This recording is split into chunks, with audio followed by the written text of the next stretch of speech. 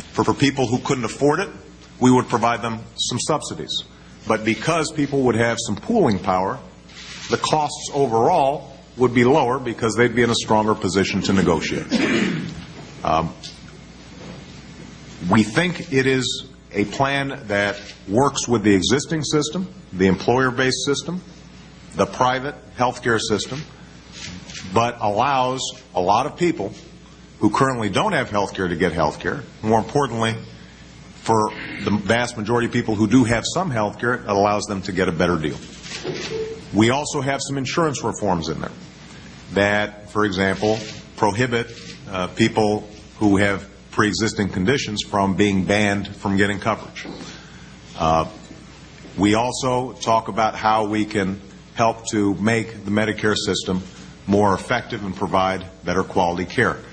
In each of these cases, there are corresponding ideas on the Republican side that we should be able to bridge.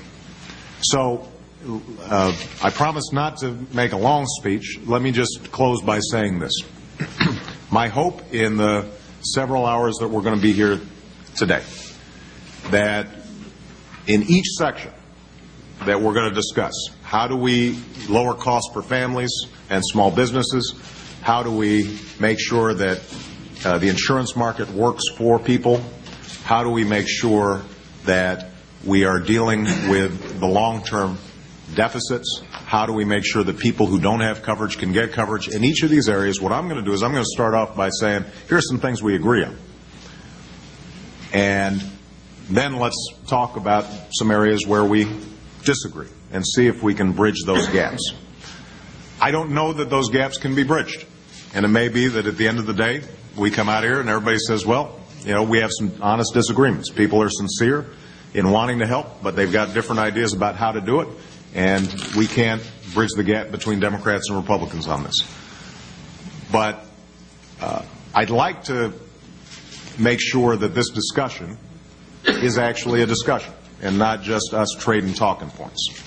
I hope that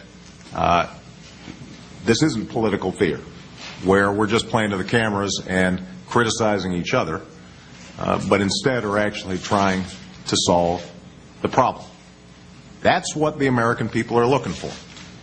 As controversial as the efforts to reform health care have been thus far, when you ask people, should we move forward and try to reform the system, people still say yes. They still want to see change. And it strikes me that if we've got an open mind, if we're listening to each other, if we're not engaging in sort of the tit for tat and trying to score political points during the next several hours, that we might be able to make some progress.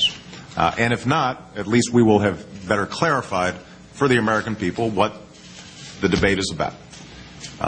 So with that, I just want to say again how much I appreciate everybody for participating. And I am going to now turn it over to Senator McConnell so that he can make some opening remarks, and we'll just go back and forth between the Democratic leaders in the Senate and the Republican leaders, House and Senate, and then we'll just open it up and we'll start diving in.